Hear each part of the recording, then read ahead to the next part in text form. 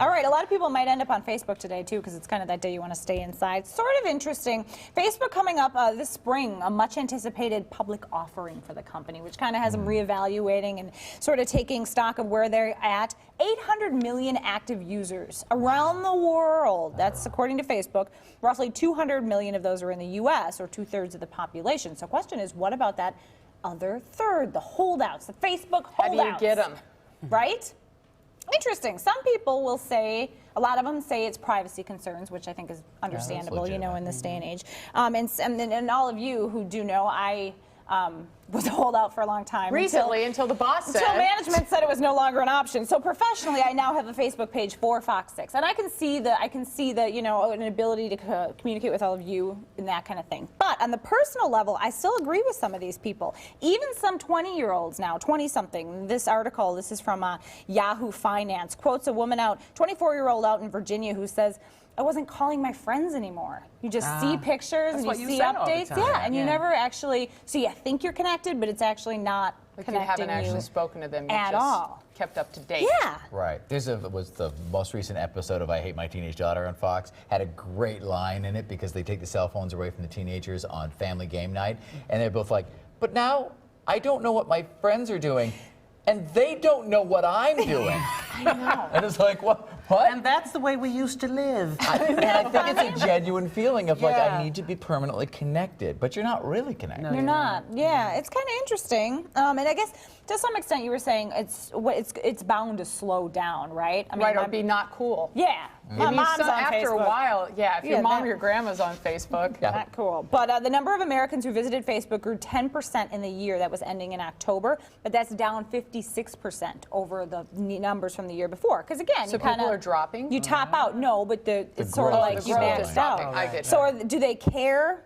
Analysts are saying Facebook's probably still sitting pretty good, but they are probably likely worried about the novelty of the whole thing wearing off. Right, so they've got to come up with new things. But you know what, though? They've made some changes that have had us going that I have not liked lately. So, I mean, I don't know, and you think that change keeps people interested in going, but I'm like, And the formatting of it all? yeah, leave it alone. They are making one really big change.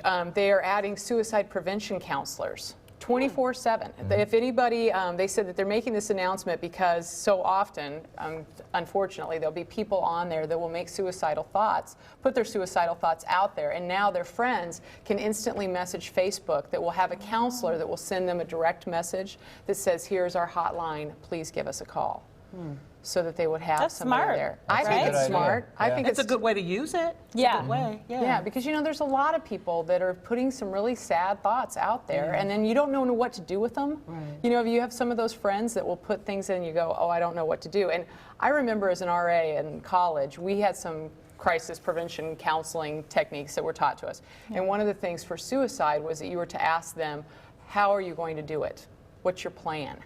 Because I know it seems like a really crazy question to ask it right away, but you need to assess the situation. Have they really thought it through? Because if they have a plan, If they have critical. a plan, that's when you bumped it up to your boss, and then that boss went and, you know, got some real help for them. But that was one of the things that they put out there. We were having this conversation just the other day, and one of the things that I was saying is, even though I know it's very real, it is not something that is talked about a lot. Right, in the media, we don't report suicides at all.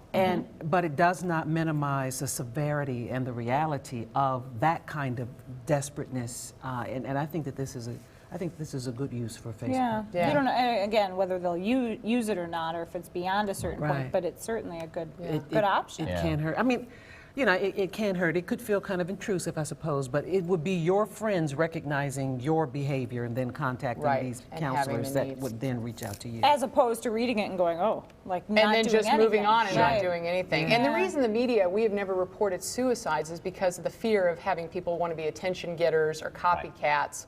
Those kind of things. Well, there's already that concern when we report on things like Columbine and whatnot, but we can't, you know, obviously we can't not report on something like that, but at least with the suicide where really there is just the one insular, you know, people that are affected.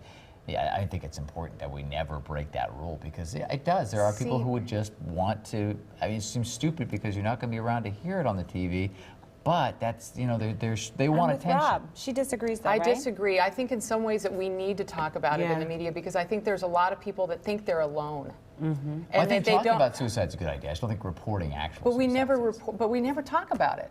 Yeah. We never It's talk. like- I that's mean, a we good don't point. ever Yeah. like in a murder. And if you want to talk about attention getting, do they go and kill another person so that they can get the attention? Right. Because Yeah. the media Sometimes, doesn't yes. do that. Yeah. Forcing them to Sometimes, raise the yes, bar. the whole You know? copycat Or like, thing. what do they call it, suicide by cop? Where Right. they just go cause a problem until the police But show this up. is, I mean, some would say, I think probably most would say mental illness. I kind of disagree with that, that kind of desperateness and desperation and loneliness and isolation and all of that a person feels, and you do feel that you're alone. And you're not necessarily always in the mood to receive help, but just getting some information before you get to the edge. So if we did talk about it, it would be, I think, more Because if we did a news story on it, we would probably follow up with the tips on how to find out, you know, the Right. symptoms and what to do and how to get help. I would hope that the media would do that. Yeah. I'm just thinking that maybe we need to. I think you'd be shocked if you knew how many people. They say Because- 100 a day in the United States. In the U.S. Really? 100 a day. Because we get, yeah, it happens. We get calls and we hear things over the scanners all the time that you never hear about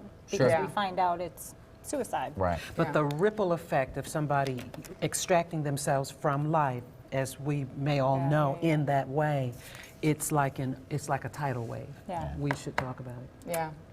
All right, stay with us. More Real Milwaukee up after the break.